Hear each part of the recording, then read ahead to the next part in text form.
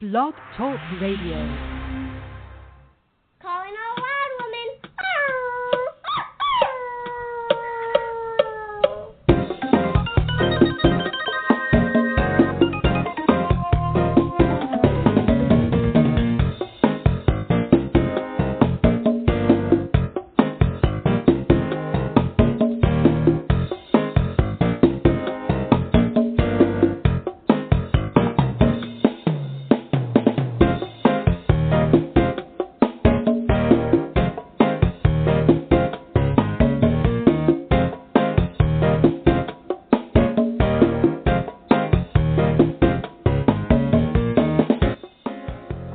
Buenos días, mi gente.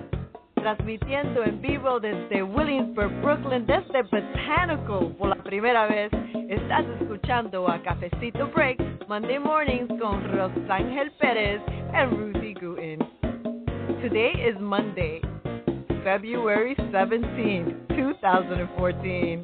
Welcome, Cafecito Breakers. Welcome, welcome. We have such a fantastic show today. Cafecito Break is a show produced by the Perez NYC, donde hablamos de todo un poco, a little bit of everything. Woo! In this space, we talk about love, relationships, spirituality, ancient wisdom, truth, health, pleasures, and more.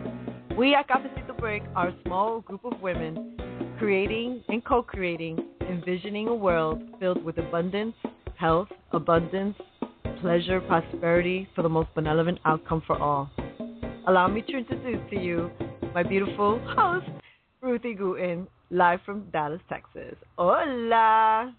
Hola, buenos días. How are you today? It's a glorious day. Oh, I feel fantastic. Really excited. This is Cafecito's first show. We are transmitiendo from our little boutique in Williamsburg, Brooklyn called the Botanikal. And this is like a little temple. I'm surrounded right now by so many beautiful little crystals that have been activated with so much love, and then all the other tools that we have for creating sacred space. So I feel like I'm in church right now, and I'm in a beautiful space, and what a beautiful way to welcome Monday morning, welcome you, and welcome one of my beautiful sisters, Curandera Irma Star Spirit, who is joining us on the show in just a few minutes. So how have you been, Ruthie? How was the week? Welcome to another Monday.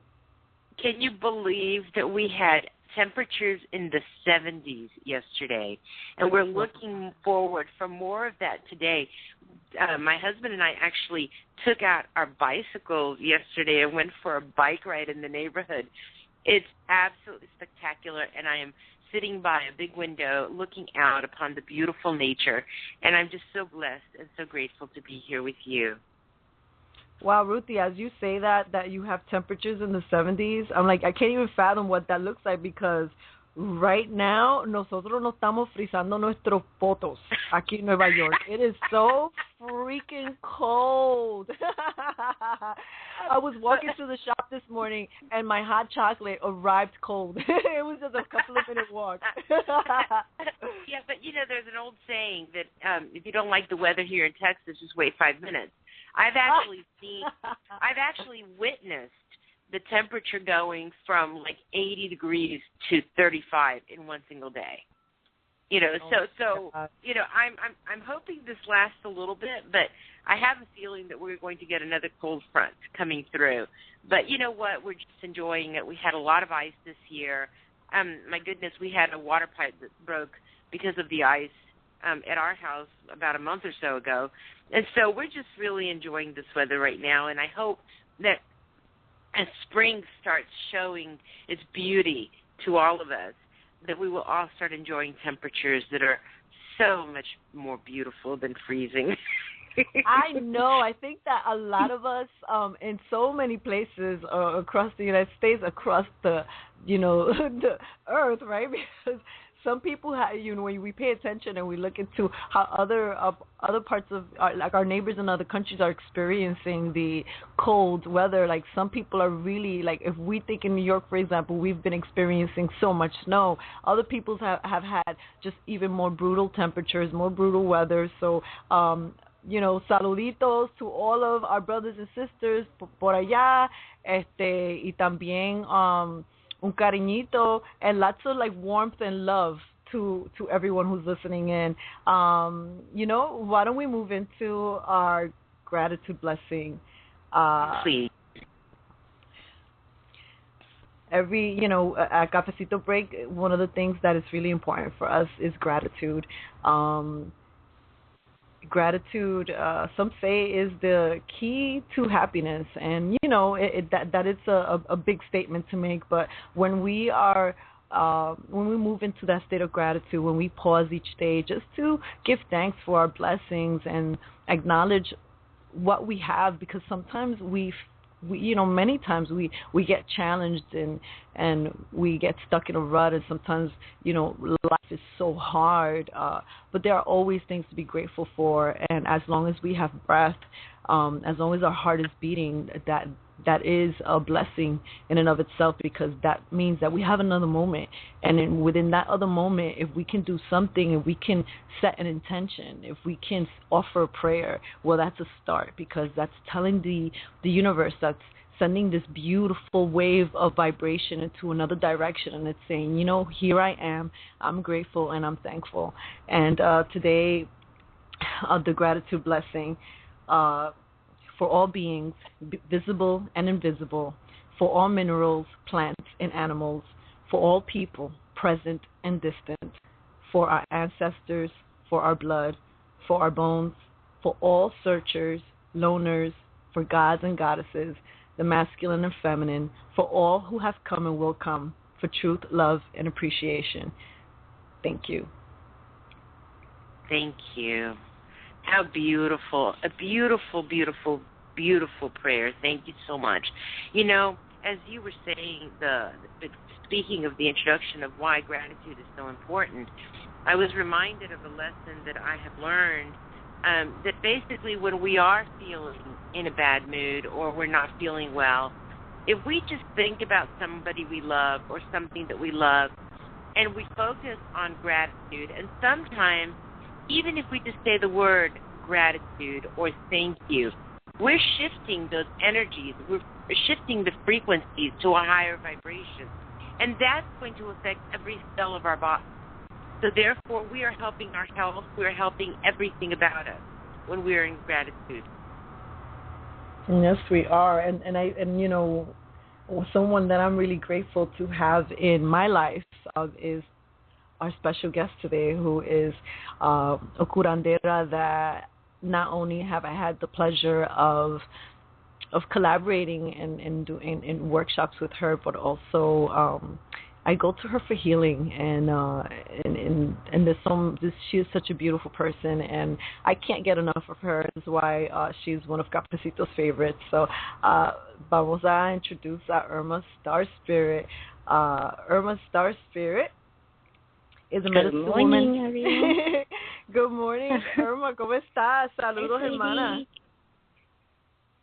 Saludos and gratitude. Lots of thankfulness for being with you guys again and having you both in my life. Although I haven't met Ruthie in person, I look forward to meeting her one day in person, face to face. And as you guys were talking, I was getting a vision, and I was seeing a vision of like a ceremony that was on the air. And I was like, how strange. That's not supposed to be even like, not really supposed to tape or take photographs of ceremonies. But I felt like a ceremony on the air. And I was like, this is really strange. And I'm just sharing that because it just came as you were talking. Well, it's amazing because as you're sharing that, I'm getting goosebumps all over me. Mm. There's something there, my dear. There's something there. I love it. Irma to all of our listeners. Irma Star Spirit woman is a medicine woman, honoring the ways of the curanderas and the medicine elders, a shamanic and Reiki master, certified crystal healer, Toltec dream worker, an ordained minister in the Order of Melchizedek, co-founder of the New York Shamanic Healing Circle, and core member of the New York Shamanic Circle for 15 years. For more now going on 17. Oh, wow. I'm going on 17 years with the Shamanic Circle now, yeah. Oh, wow, that's amazing. I'm sure that you all want more information and you want to be able to contact Irma personally, and you can visit her website at www.shamanicfirereiki.com. So, here, it is a pleasure again to speak with you. I'm so grateful for this moment, young ladies, both of you. Both of you. This is wonderful. Yeah. So Irma, you know, I mentioned earlier, it's so funny how you were sharing that vision, because off the air, something that I told Ruthie was, Ruthie, I don't know what happened today, but I feel like I'm a priestess and I'm looking for my temple. And then Ruthie starts laughing. She's like, well, you are at your temple. Aren't you at Botanical? Yeah, that's true. And this is the first time that we're doing the show from here. So it's interesting that you received that vision right now. So it's interesting just the timing of it all. I think maybe that's the temple that it should be held in, and have sort of like a community of healers, maybe chanting and singing and doing some prayers, and like an active ceremony. I mean, I don't think there's anything wrong with having medicine songs and prayers sent out, and maybe stories shared as a program. I think that's beautiful. I don't know. It was just weird, and Susana was present too, so I'm like, okay, I'm picking up something here, and I just needed to share that because it was like, wow. Can you imagine sending that out to everyone? I love it. From one part of the state to another into the country. That would be so beautiful. Yeah. A lot of people don't know what ceremony is or haven't been in ceremony, and people pray and they gather, but a lot of them haven't been in that vibration where it just escalates and you just feel it through your bones, like you said. You get those chills. You connect. And that's what it is. It's about connection, So Irma, I'm going to ask you a question, and it's going to seem a little strange. It may or may not have anything to do with you, but I'm getting a vibe that it does. Is there a special significance for you with the flower orchid? A special significance for the flower orchid to me? Yes. It's like it's such a beautiful, delicate flower. I mean, that's the flower that needs the most love and tenderness and care, because they're so fragile, and they live like on top of roots or something. They don't really survive under the dirt. It's like I don't know what you call it, like moss. It's like moss. They live on the moss. They need that air to survive. So it's very delicate. And not a lot of people can grow them and tend to them. They need special nurturing. It's like a spirit flower. Well, that has come up when you started speaking. That is what came up for me. And it was directly correlated with you, not with myself and not with Rosangel. So I will share with you after the show, if you'd like, some information also that I have on the orchid that you might resonate with. I don't want to take too much time from the show today, but I will share that after the show. Okay, thank you. You're welcome. That's sweet. Yeah, I love the tenderness of the orchid and the way it looks like a little human being in there too. Have you ever noticed? It looks like a little person It does, inside actually. of it when it grows. Yeah. It does. It does. Yeah. It does. It does. So tell us a little about what you do. It's very special. It affects not only the people that are surrounding you, but it really does affect the entire world. Tell me about what is a curandera.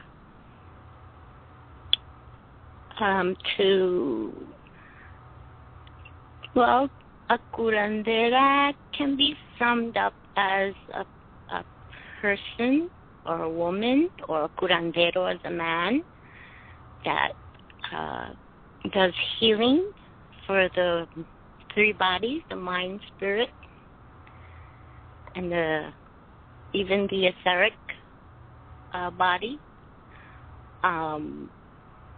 They deal with treating the body sometimes with herbs and plants, stones, stone therapy, nature, everything in nature. They are the callers of spirit. They're usually called the mountain people because they go to the top of the mountain and they pray for their communities, for those that are sick. So most of the work is done through prayer and connection to Great Spirit. Sometimes they go into a person to do some sort of soul retrieval, or when a person feels a little bit of soul loss, they can come and help them to connect to those shattered pieces that sometimes we leave behind by a number of things that can happen to us. They're holders and keepers of ceremonies, and ceremonies to them are the way to channel to the higher universal energy and consciousness. So basically, they can come from being a midwife, like Susana, bringing in children into the world, to also being a midwife of death and helping those cross over to the other side when they're in fear and they just don't know how to release their bodies.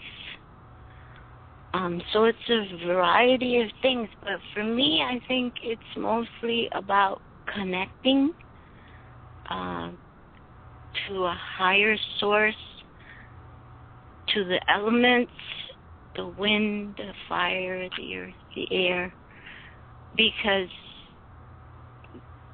those are the healing tools. They call the poderios, the powerful beings, the powerful ones. And you really need to be connected to those poderios so that the information comes to whatever's being asked for, either for a community or for a family or for an individual.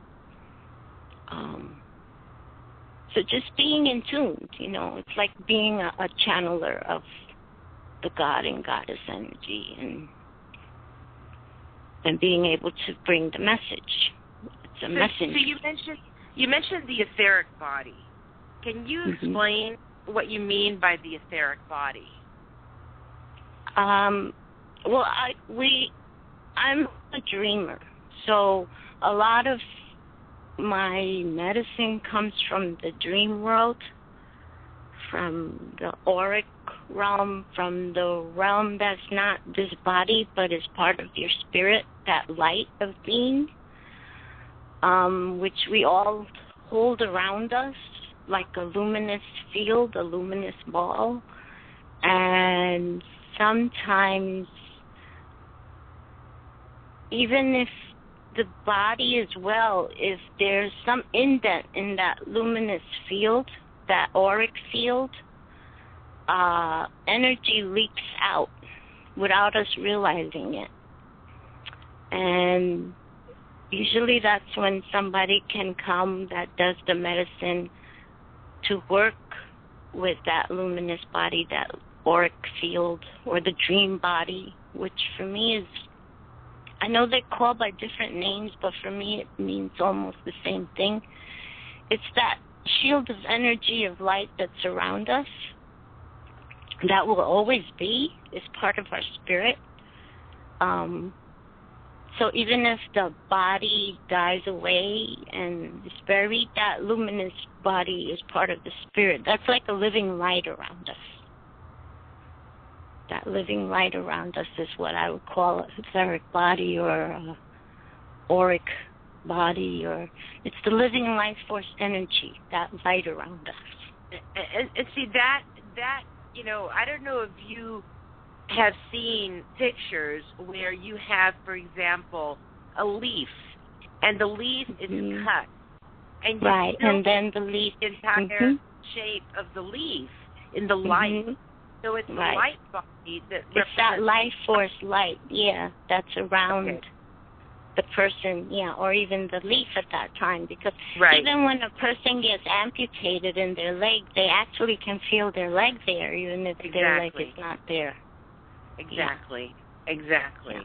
Well, I just wanted to bring that up because it's so wonderful to be able to have a visual representation of a concept that is so etheric. Pardon the pun.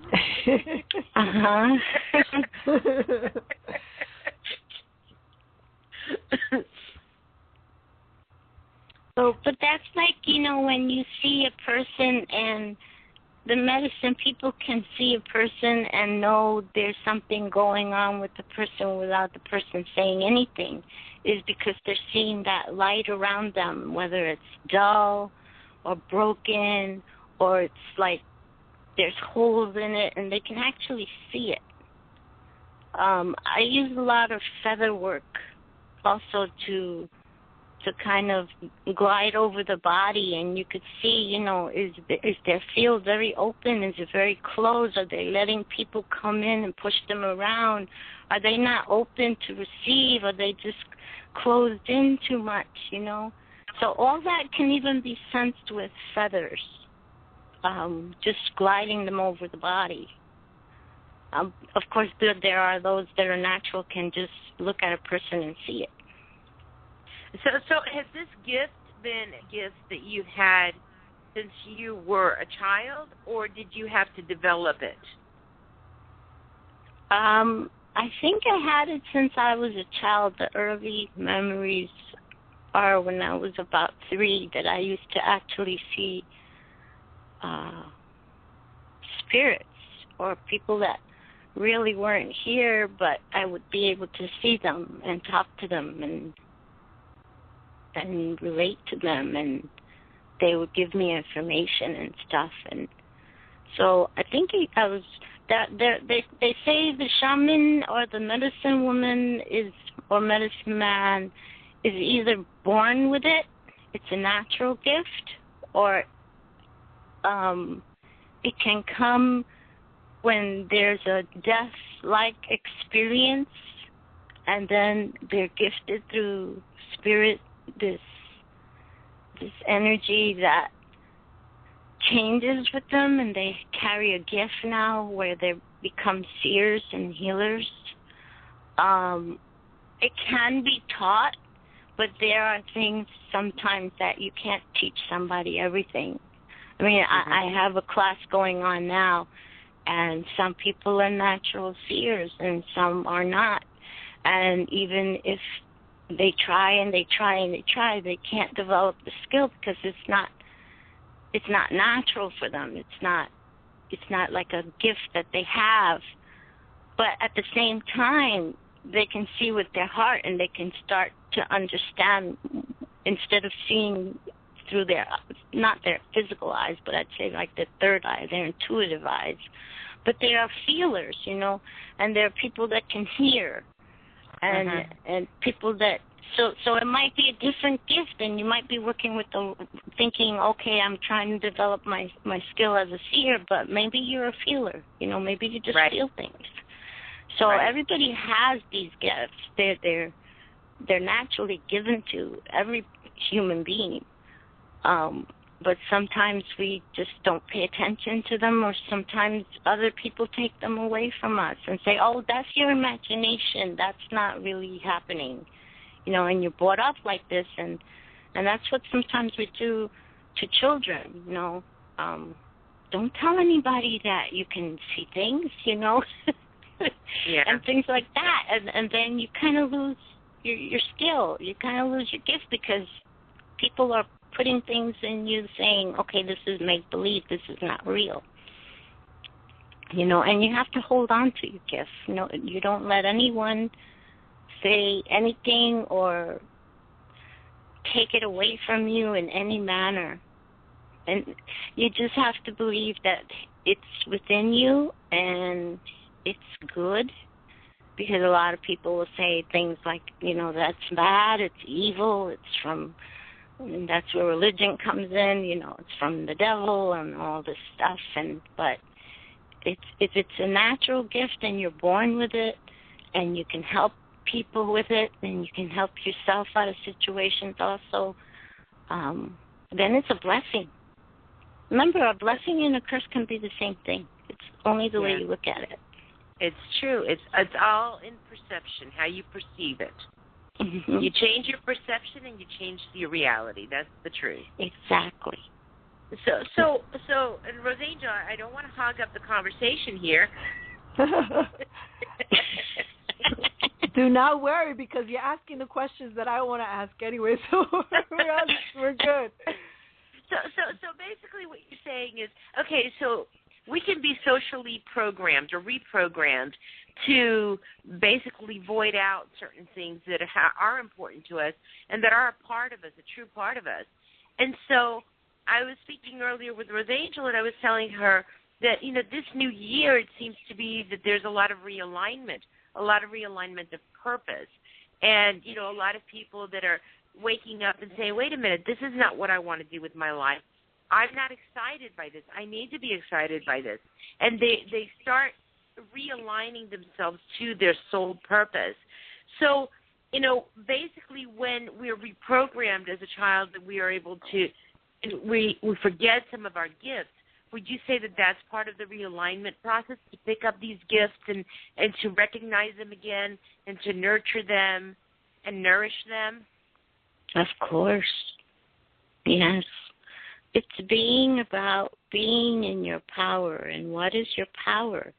Your power is understanding your gifts and understanding you're different, and it's okay to be different. It's okay to, dream and see things and have premonitions and use your psychic abilities. And some people aren't even aware that they even have psychic abilities, and it's being with a crystal. If that's what makes you happy, there's a connection. You're connecting to your crystalline energy that you naturally are. You're connecting to your light of the universe.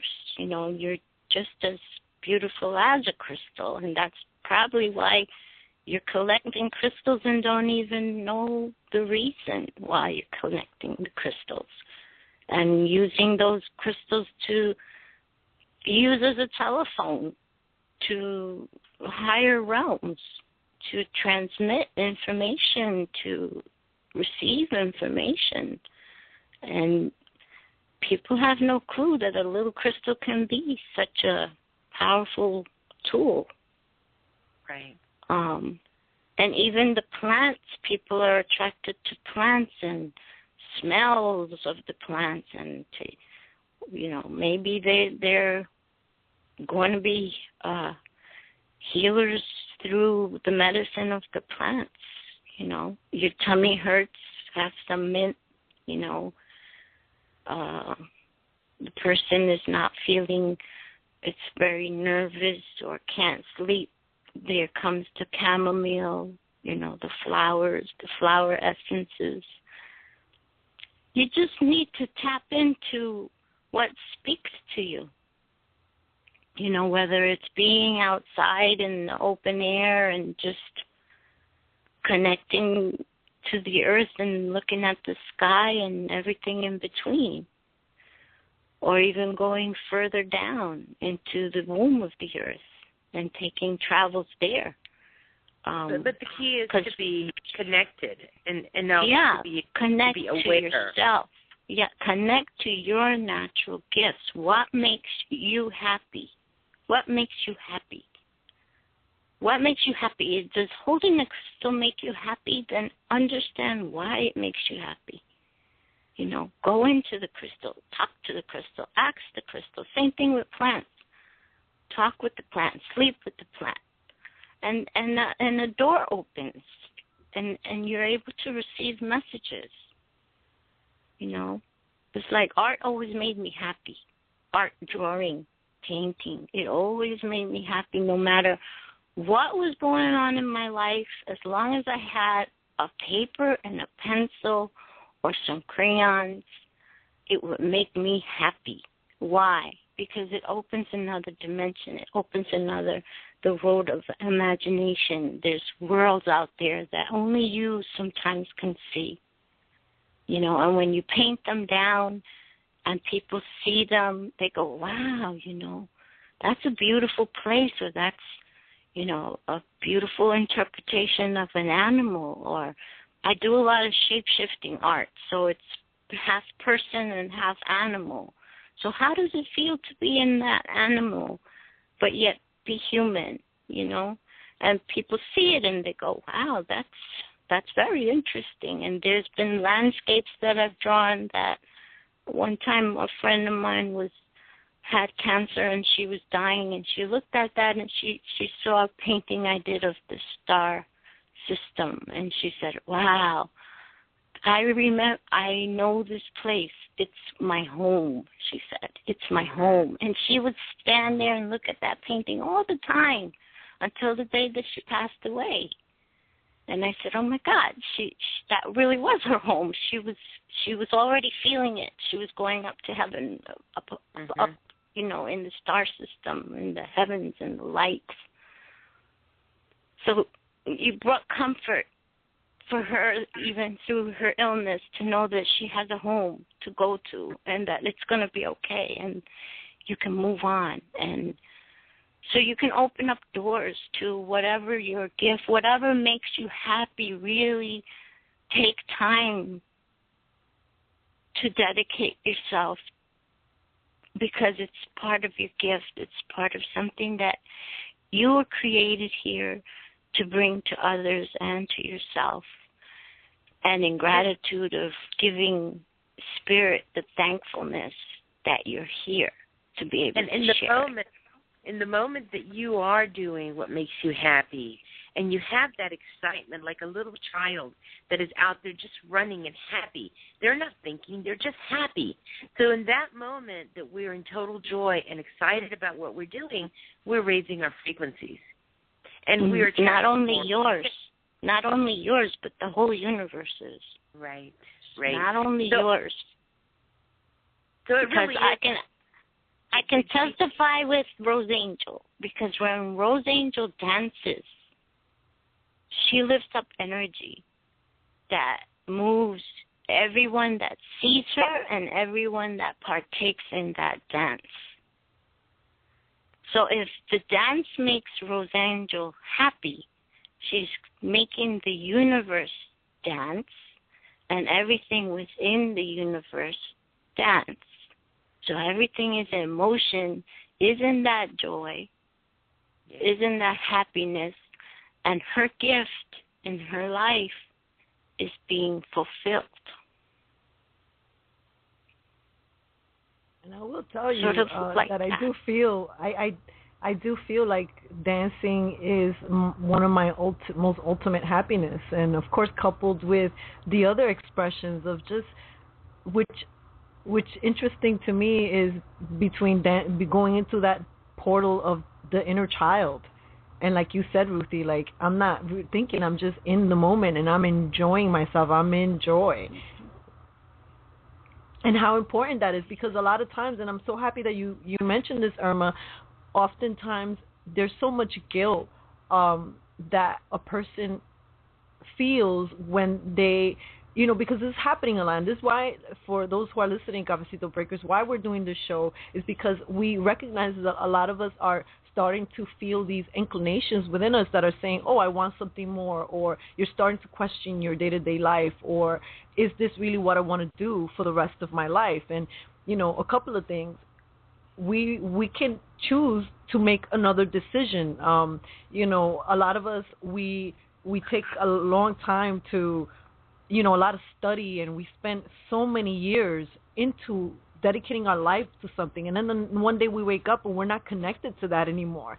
And it's not like looking at that part of you and saying, oh, I wasted my time with all these years. It's never a waste of time, because all those things led you to that moment, that recognition that you're like, oh, I want something more. And someone like Irma Star Spirit is a go-to person that you can seek out. You can listen to her interviews or contact her directly for that connection, that someone who's holding space for those questions that you have. Because Irma, there's still, when people hear the word shamanism and shamanic and curanderismo, like there's still this, oh my God, taboo thing about it. Yeah, they don't understand it. But they can understand their life and how it is right now happening, what's happening in their life. They can understand why they keep getting ill all the time and there's no break from their illness. They can understand why there's a streak of bad luck that just doesn't clear. They can understand why a child of theirs, or perhaps themselves, are having continuous nightmares and can't sleep. They can understand if they're not feeling present and they're feeling like there's a void inside them and they're walking around, feeling their life like an emptiness. That they can understand. But they have to understand that sometimes, even when they go to doctors and the doctors say, there's nothing wrong with you, you're fine, that there is something wrong. There's not something wrong that the doctor can find, but spiritually, inside of them, there's some sort of soul loss or some sort of trauma that is holding them back from liberating their life and their life force energy to complete their mission here in life, So that they can understand. Because when you go, a lot of times, and the word that came up to me when you were explaining this is the word condescending. You go to a medical professional sometimes, and they look at you with a condescending tone, and they basically say, nope, there's nothing wrong. No, what you're saying, the observations that you have told me, they make no sense. You're just not doing it right. And what you are providing is validation of the totality of the person. It's a validation. It's a confirmation. Yes, yeah, you are there's something. Yeah, and what is it? Well, we have to find what it is, and that's where the medicine people come in. They work until they find and they locate. And sometimes it's about scrying and intuitive readings, and I do a lot of intuitive readings because I don't know you. I don't know your story. You could tell me a story and I still don't know your story. That's the story that you want to give me now. But there's more to you than that. And so when I do scrying, I do reading of the candle in the eyes of the person. And believe it or not, that's where all information is stored, in the eyes of every human being. There's a story. And sometimes that story comes from your lineage and your ancestors. And your ancestors live through you. So let's say something has gone wrong with an ancestor in the past, and somehow ancestors come, you know, you look like your great-grandmother or your aunt or somebody that's taking care of you leaves this world and still wants to be there for you. And they are there for you.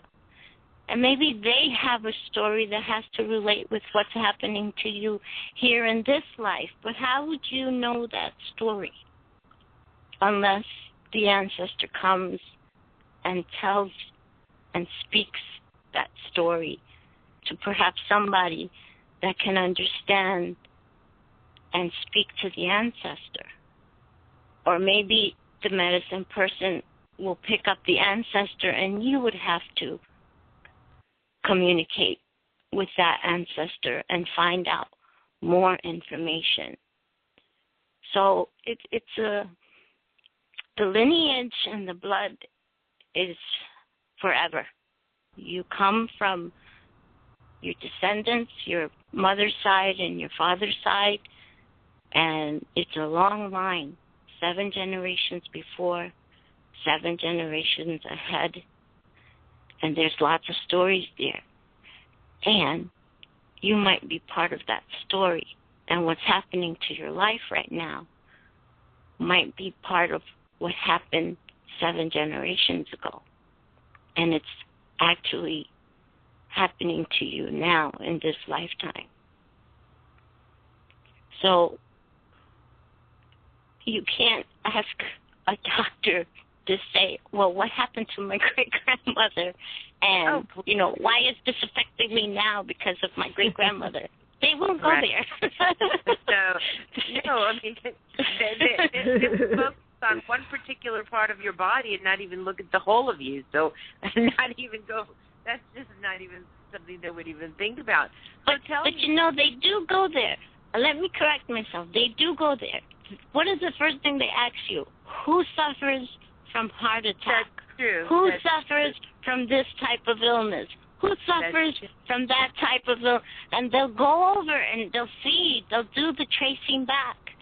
But it's not all about the illnesses, you know. Yeah. It's about their life. What happened in their life? Who was a seer in the past, you know? Who was gifted? Who was the artist? Who was the dancer? You know, who is the great cook? You know, because these are things that are affecting you now. You might have these gifts that were naturally handed down to you. That's true. That's true. So tell me, how do the sibling relationships, is there anything that affects, okay, I'm trying to clear my question here, because we understand the lineage. But this is kind of like a sideways lineage, you know? Is there an effect, and how does the relationship with the siblings have to do with you and your soul purpose and your gifts?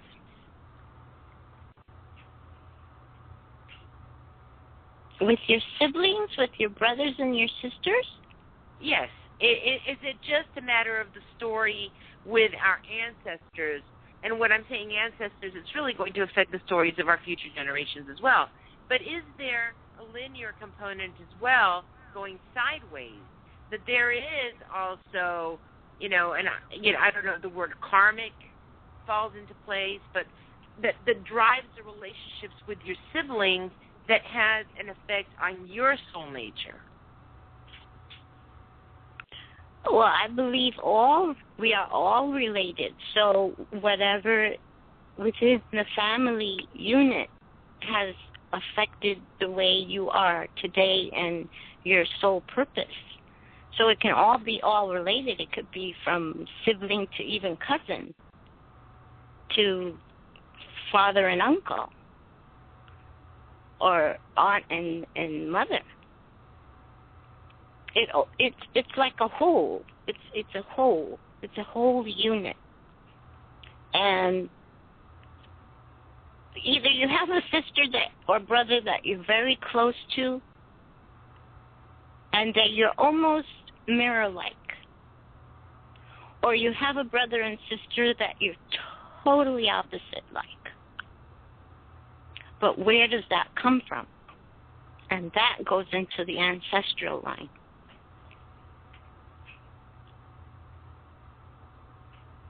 I could take Rosangel and Alex. I would call them mirror-like twins. Yeah. Mhm. And then you have a sister that you might not even get along with, and it's totally opposite of you. Mhm. But that's lineage. That's somewhere along the line in the family that there was a separation, and that's why right now you're not compatible or can work together, or you're just complete opposites. You know, they're doing something and you're doing something else, and you might be criticized for what you're doing because they don't believe in that, you know. So, but I think it all runs down to the family lineage, the blood. It really does give a whole new perspective on just looking at lineage, because, you know, when we think of lineage, we think about parents, grandparents, but sometimes we don't think about that, you know, great aunt that was a curandera, and that, oh my gosh, you know, if you knew who she was, you would know that you resembled her tremendously.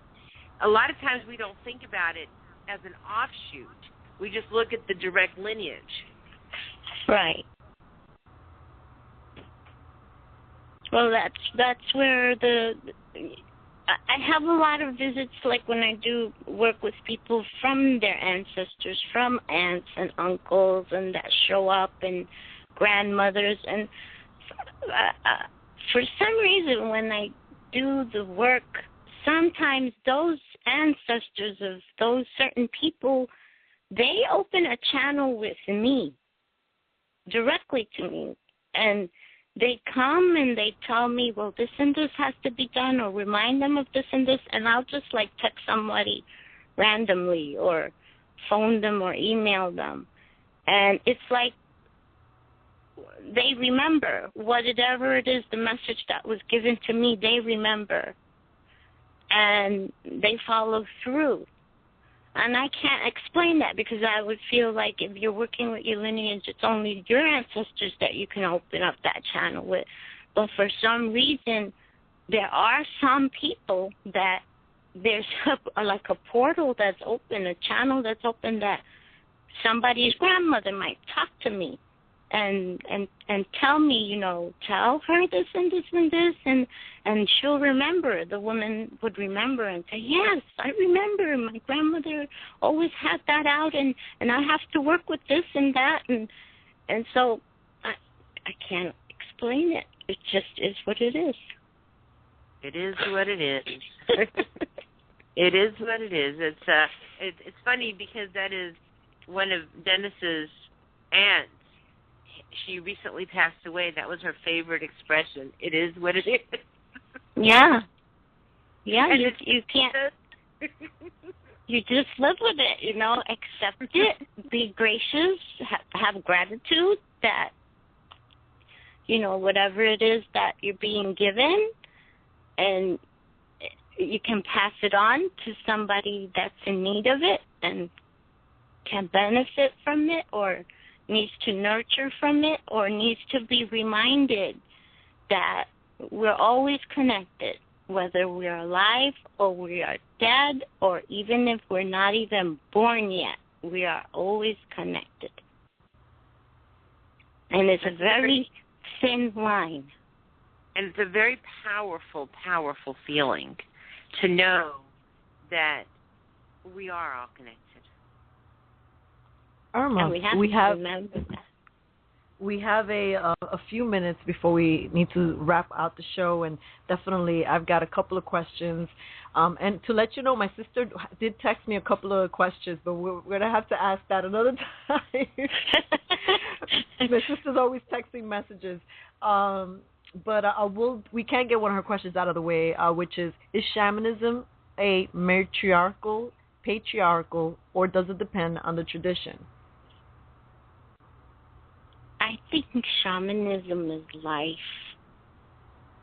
I think it's just life.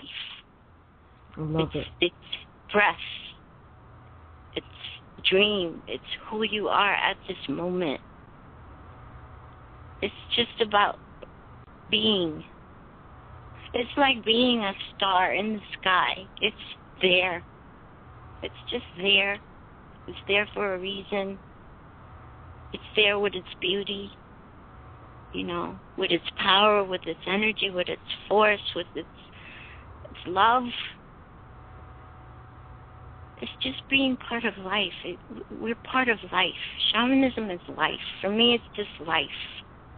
It's something you get up, you do, and even when you die, there's still work to do.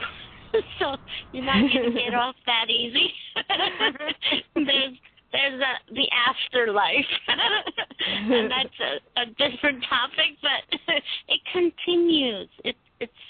It's like a forever thing. It's just like the universe, It's always going to be there, and we're part of its energy, and everything is within that energy, and energy kind of meets.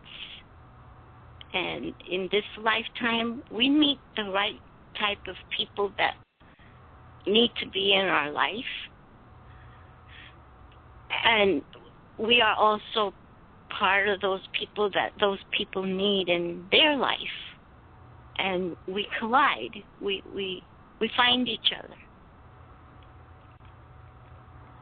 Because that's your life force energy is radiating that. You're the magnet. Like attracts like.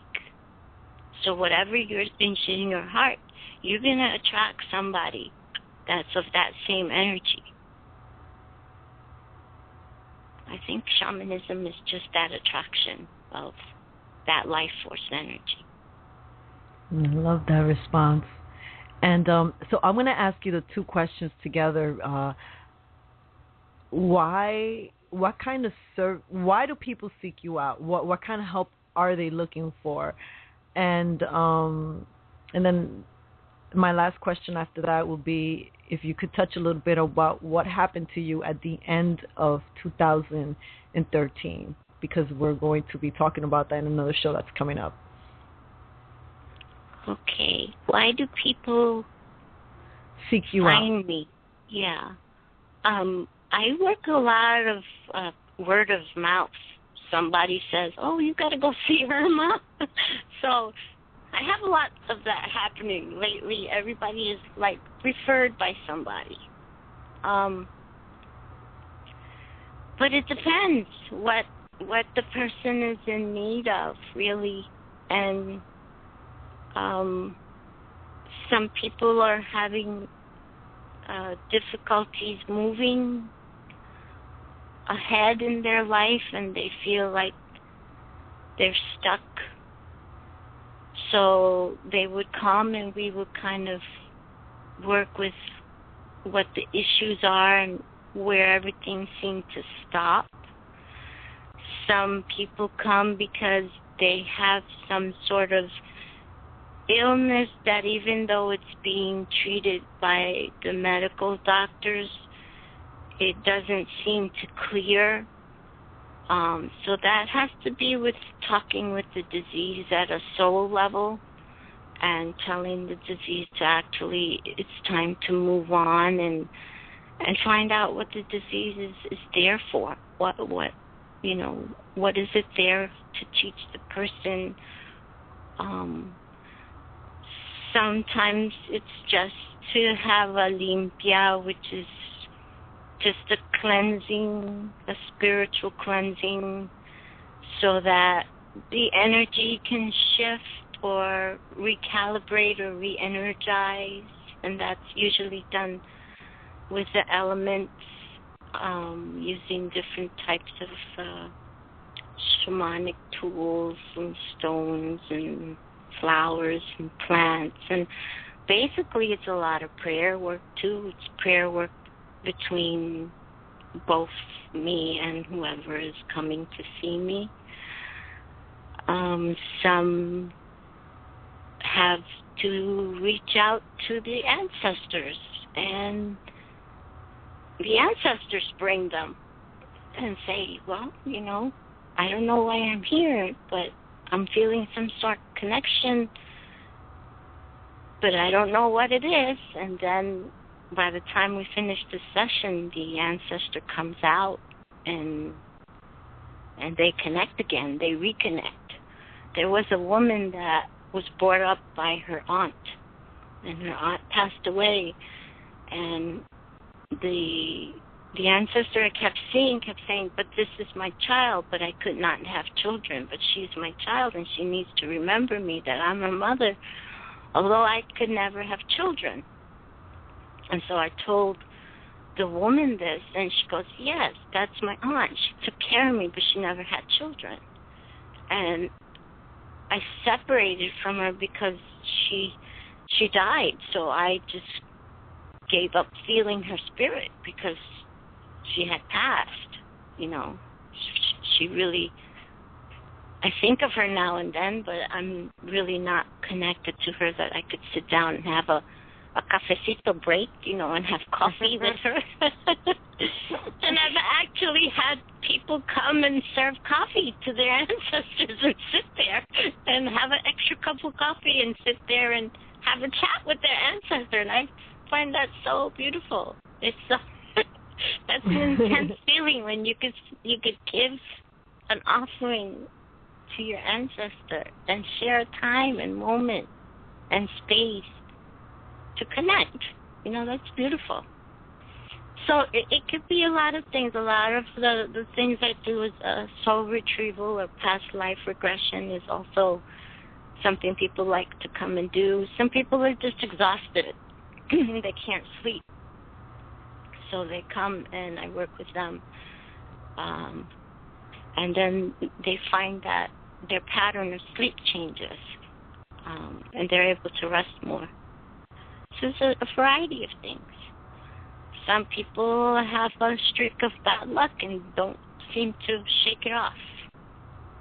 Or misfortunes happening a lot, or accidents. And it's just clearing. It's just, time for clearing and time for praying, and maybe it's altar work, working with an altar and specific candles and colors and whatever they need to connect to. Sometimes it's working with the inner child. We did some work yesterday. It was called the Spirit Canoe, and it was with Luby and Dee and myself. And it was a trip that we take in a canoe. And the medicine healers have a group of people they're taking the trip with, the journey with. And they go and they visit the ancestors. And they visit also the dark seas of where parts of the person is shattered or not aligned anymore, kind of soul loss or, depression or whatever it is that they're going through. And to retrieve that and then come back with that information. And everybody was very happy with the results, and they themselves journey too to find those missing parts of themselves and trying to connect to the ancestors. And it's work. We all need to do this work. One time or other, we need to do the work. When John Lockby was here, we were doing the ancestral work. It's needed. We were. We need Irma, to connect. We do need to connect. We ran out of time. We ran out of time. We ran out of time. But this is great. Oh, my. We got a beautiful taste of Irma Star Spirit, and we Bye, Ruthie. Bye, Ruthie. I love you guys. Rosangel. I love you. Thank you so much, Irma Star Spirit, for being with us. Thank you. We will have Irma Star Spirit with us again, and we will announce that. And on that show, we're going to be talking about near-death experience. What does that mean? So tune in. Irma, I love you so much. Sorry I ran out of time. Ruthie, you are the best co-host in the world. I love you. Oh. And a big shout out to my sister Alex, who is the Alex. best like producer in the Bye, world. Alex. We love you. And we love your text message questions. And Cafecito listeners, thank you so much for your support. Don't forget to check out our Facebook page, Cafecito Break, and for show suggestions or comments, email us at cafecitobreaknyc@gmail.com. This has been Rosangel, Ruthie, and Irma Star Spirit reminding you to feel good. Ow!